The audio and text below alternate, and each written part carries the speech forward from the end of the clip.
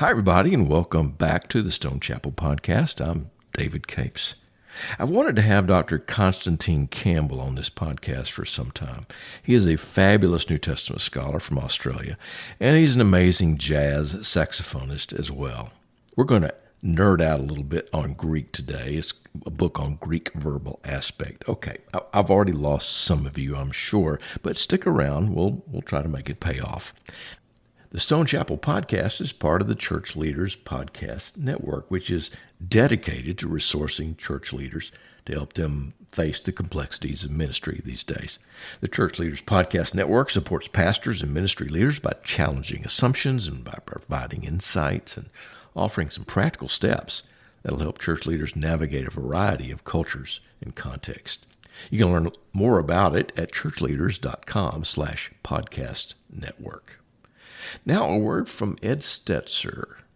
It's a changing world, and one of the things that help us understand the changing world is research. And so as churches have been struggling and families may be disconnected and sometimes drifting away from the church, we're kind of dealing with some of the questions of where do we go from here? And the Communio nationwide survey on faith and relationships really kind of points to the family decline and how it relates to faith decline in the United States. Actually, the survey has 3 key issues that are impacting our society today. Go to communio.org/study to download the nationwide study on faith and relationships. Thanks, Ed. If you're a pastor, preacher, or church leader, you probably took Greek back in the day. So go back and, dust off those old books, because Dr. Con Campbell joins me today to talk about his new book, second edition, The Basics of Verbal Aspect in Biblical Greek. He takes some complex stuff and puts it on a shelf even I can reach. So get ready to geek out on Greek with Dr. Constantine Campbell on the Stone Chapel Podcast.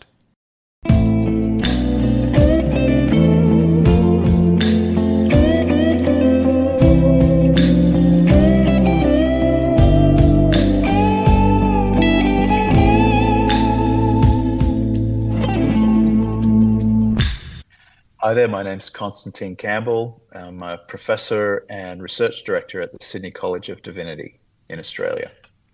Dr. Constantine Campbell, Con, good to see you. Welcome to the Stone Chapel Podcast. Thanks so much, David. It's great to be with you. Well, there are people around that know you and some who don't know you may be listening to this podcast. And so for those who don't know you, what do we need to know about Con Campbell? I think in a nutshell, I could say I'm a New Testament scholar by day and jazz musician by night. That's a great description. I love it. I'm a New Testament scholar focusing on biblical Greek, the Apostle Paul, and various other things in the New Testament. And I'm a jazz saxophonist by training, and I also teach at the Australian National University in jazz performance. So which came first, the jazz music, or I guess music had to come pretty early, right? Yeah, jazz came first. Well, I started learning piano at the age of 6 and then saxophone from the age of 12 and got hooked on jazz at about 15. And then straight after school, I went to music school.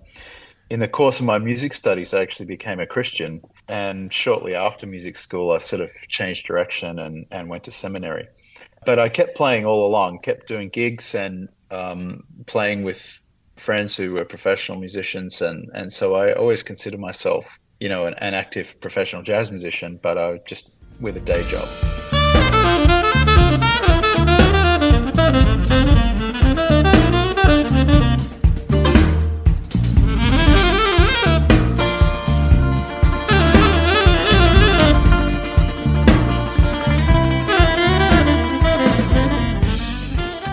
Well, music sort of feeds the soul, doesn't it, in ways? I mean, the New Testament and Scripture and theology can feed it certain ways, but music does something too. It does, and I think theologically, actually, I've come to a place where I can better appreciate and respect the importance of the creative arts, because I think I came from a sort of evangelical tradition that sort of played down the value of beauty and creativity in the arts, and it was only sort of used in a utilitarian way, like if you're going to preach the gospel or something like that or play in church. That was the only really sort of like Christian use. of music. And now I realize, no, that's not right. God is a creative God who delights in these things and has given us creative capacity to express our humanity, and to resonate with, like you say, food for the soul, and it communicates in ways that words simply can't do. Yeah. Hey, let's Yeah. talk about your book, Basics of Verbal Aspect in Biblical Greek. It's your second edition, is Zondervan Academic, and your first edition did quite well. And this second edition promises probably to do just as well, if not better, because we're still learning Greek these days. But what is verbal aspect? Because a lot of people, maybe my age or older, when they studied Greek at some point, they talked more about tenses than they did aspect, right? So when you say verbal aspect, what do you mean by that? Basics in verbal aspect. Yeah, well, verbal aspect is a universal feature of language, which means that all languages that we know of can be described through verbal aspect. And it's a way of thinking about verbs beyond the tense. Way of thinking is like there's a past tense, there's a present tense, there's a future tense. So it's very temporal. It's an action located in time. But actually, if you think about it, even in English, there's a lot more going on with verbs than just that. The temporal part is significant. It's not irrelevant. What aspect is really about is how an author or a speaker chooses to portray an action based on whether they want to portray it sort of from the inside of the action as though it's unfolding before your eyes while you're communicating it, or from outside the action. So it happened over here, or it will happen over there, this sort of thing. So if you think about just in English, the difference between I was walking down the street and it was a lovely sunny day, and then my neighbor starts talking to me, and then I keep on walking down so that's presenting some actions as though it's unfolding. The way I'm communicating it, you feel like you're there, you're seeing it all happen. Whereas I could say the exact same content, but present it differently and say, I walked down the street, I talked to my neighbor, I went to the store. And it doesn't have the same effect of making the person hearing it feel as though it's unfolding right before their eyes, or that they're in the middle of the action. So verbal aspect is really about the difference between that internal portrayal, which makes you feel like it's unfolding, like you're in a movie, or the external portrayal of an action where it just feels like you're summarizing what happened and you don't really feel part of the events or the actions, but it's just being reported to you. We do that in English, and so verbal aspect happens in English, but most people don't know about it. Yeah, we learn past, present, future. Yeah, that's right. Again, if you reflect a little more on what's actually happening and the effect of the way that we portray actions, then that's where verbal aspect comes in. It's the same thing in Greek. Some people, especially when I published this book, they say, verbal aspect's like a fad, it's like a new thing and it's going to be a passing fad. But the truth is, if you look at the scholarship, study of verbal aspect in ancient Greek has been around for more than 150 years. Oh, has it? It's not a fad. It has taken a long time for the mainstream teaching of Greek to incorporate the insights from the study of verbal aspect, if that makes sense. So it makes perfect sense. A lot of people who say, when I studied Greek, we only did the tenses. What I want to say, it's not as though verbal aspect has been invented since then. It was around then and long before then too. And scholars were writing about it and talking about it. But for the grammars to catch up and the pedagogy and the classroom teaching to catch up, it's taken a long time. And that was a big reason why I wrote the textbook in the first place in 2008, is to make it accessible to be taught in the classroom. So your students, when they come to your classes and they hear you teach about this, everyone would say, well, tell a story as if it's unfolding before you. But in fact, sometimes stories are told, it's almost as if you're a third party looking on to something else. That's happening, right. Right? That's so right. Why wouldn't we all tell stories the way a movie unfolds? Because it takes too long. Think about the Gospels, right? The Gospel authors, they speed up some parts of the narrative and they slow down some parts of the narrative. So sometimes they go, well, Jesus went over to Capernaum and he taught the people and he healed the sick, and then he went on, just like bam, bam, bam, bam, bam. Now that might have happened over a few days, but the narrative is compressed because the narrator doesn't want you to stop and reflect on that point. The narrator just wants to tell you this happened, this happened, this happened, move on, right? But then sometimes the narrative slows right down because the gospel author records a whole conversation that Jesus has with someone, and you get the actual words and you get the back and forth. And then all of a sudden you're in the action, you're seeing it happen, because the author wants you to focus on that. If you told the whole narrative like that, then you actually wouldn't know which bits to focus on, and it would take you forever. It would take you 30 years to read a gospel because you're like, then on Tuesday, Jesus started getting up in the morning and he was this and this detail. I don't need to see this. Too much detail, right? Yeah, and so a fundamental aspect of the way we communicate is you pick and choose what you can focus on. And so the way we tell stories reflects that. Yep, this happened, bam, bam, bam, bam, bam, to get you to this conversation. And let's just pause here and watch that happen almost in real time, because this conversation is really important that I want to share with you. So when we think about the tenses, the present tense, the imperfect tense, the aorist tense, the pluperfect, those kinds of things, they typically were understood to have a certain amount of leverage, and yet you would have then a historic present, let's say, in Mark's gospel. Yeah. So what is aspect done to sort of correct, or is it correcting that? What is it doing with that, those kinds of things? It's a really good question, because what happens when you first start learning Greek in a very basic way, you might learn that the aorist, is a past tense. For simplicity, you might be taught that. But then the first Greek I was reading as a student was Mark's gospel, and it takes you all of 11 verses to get to a point where, wait, there's an aorist that's not referring to the past. Jesus is baptized, and the voice from heaven, God says, "This is my son with whom I was pleased." It's an aorist. That's a great example. I was pleased. And no one, let's suffice to say, no one translates that aorist that way. So everyone translates it. Every translation in English has "I am pleased." They translate it like it's a present in English, even though it's an aorist, which is supposed to be a past tense. It doesn't take very long.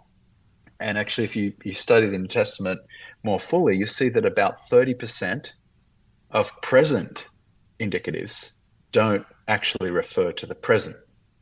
A lot of them refer to the past, and some even refer to the future. If you look at the aorist, which is supposed to be the default sort of past tense, well, most of them do refer to the past, but there's about 15% of aorists in the New Testament, aorist indicatives, that don't refer to the past. And you can do similar tests. And in my view, and I've argued this in my scholarly work, the only Greek tense form in ancient Greek in the New Testament that consistently refers to the time frame that it's supposed to is the future. Only the future refers to the future 100% of the time. All the other tense forms actually have mixed temporal reference. Now, they don't mishear me, because each one does have a default temporal reference. Like the present, 70% of the time does refer to the present. And the aorist, 85% of the time, does refer to the past. What verbal aspect does is says, this temporal way of thinking of the verb actually is not the most powerful way to explain how the verbs are being used. That's really what I want to say, is that, in linguistics, what we want to develop is a model of explaining the usage that we see that has the most power of explanation. And so that so-called traditional view, where the tenses refer to a set time frame, it has limited power of explanation. It really does not explain. And people say, oh, well, that's just an exception, the historical present. Yes, it is. It's an exception to that rule, but it's one that occurs 30% of the time. There's a lot of exceptions. That's right. How good is the rule and I'll give you another example, which is even more extreme, the perfect indicative. You would have learnt that this communicates a past action with present consequences. Okay, a past action with present consequences. That's the tense. There's 858 perfect indicatives in the New Testament. I went through every single one. I argue 60% of perfects do not express a past action with present consequences. So basically, you're left with a rule that only works 40% of the time. Well, we need a new rule is what we need. Need a new rule that Yeah. explains the usage more accurately. Yeah. And that's part of what modern linguistics is helping us do. That's right. Sometimes when you read older commentaries, Con, they don't really deal with verbal aspect. They deal primarily with these other categories that maybe a little bit tired and worn out and don't explain things quite as well as we would have hoped. Do you remember seeing any of those as you've been reading and working in Paul and other parts where they say, okay, I remember seeing one a few years ago in R.C.H. Linsky's commentaries, older commentary, Lutheran commentary. And he pounded the pulpit on those points, that past action with continuing result. But that's right. But in fact, sometimes you just got to choose. Yeah, I could point to lots of older commentaries for this, but also preachers. I've heard preachers do similar things. And one example that I raise in the introduction of my book is in Romans chapter 5, verse 6, where it says, while we were still weak at the right time, Christ died for the ungodly. And died is a pathonen. It's an aorist indicative. And so the commentators and preachers, I've heard this preached, because it's an aorist, it means that Christ died once and for all for sins, which means the Roman mass is wrong. You can't re-crucify Jesus. And so they make a really strong theological point based on the fact that an aorist is used, and an aorist, they argue, is punctilious. So it's a once-off instantaneous event, never to be repeated. It's a funny thing because I would say that conclusion is correct theologically. I don't want to argue with that. That yes, Jesus did die once for all, and 1 Peter says that, 1 Peter 3:18, Christ died for sins once for all, the righteous for the unrighteous. But it actually uses the words once for all. In that case, that's right. Yeah. In that case, whereas in Romans 5:6, they're making the point purely based on the aorist. And I would say it's an incorrect understanding of what the aorist is communicating. And so it's making the right point with the wrong evidence from the text, right? If that makes sense. Yeah, you can make the same point better in other places as well. But I think sometimes our theological agendas do creep in there, right? I mean, as we interpret no question, text, right? Exactly. No question. All right, your next project, are you going to continue to write about verbal aspect, do research in verbal aspect? No, having the second edition come out is a little bit of a throwback for me because I haven't worked in aspect for a little while. I've been focusing more on the Apostle Paul. And so I've had a couple of large monographs on Paul come out, and I've just started working on my third one. And in a few weeks, I've got a textbook on Paul coming out. I've been all about Paul for a while, but I think when my third monograph is done, I'm going to give Paul a rest and move on to something else for a while. Yeah, go to Matthew for a while, which is what I've done. I kind of working on Matthew these days, Has that been good? It's been good, It's all kind of fascinating stuff in there, So, Dr. Constantine Campbell, thank you for being with us today on the Stone Chapel Podcast. Appreciate it so much. It's my pleasure, David. Yeah, really great to talk with you. Thanks to Dr. Constantine Campbell for being with us today on the Stone Chapel Podcast. We hope to have him back soon, talk about a new book he's got coming out in the fall of 2024. This podcast is brought to you by the good people at the Lanier Theological Library and Learning Center in Houston, Texas. We are starting a certificate program this fall 2024. You can find out more about that at our website, laniertheologicallibrary.org, laniertheologicallibrary.org. You got to look for it, but you can find it. Thanks to Jessica Mauser and Kathy Capes for helping us produce this podcast and edit it. If you are so moved, please give us a 5-star rating and share this podcast with your best friend. Until next time, I'm David Capes. Thanks for listening.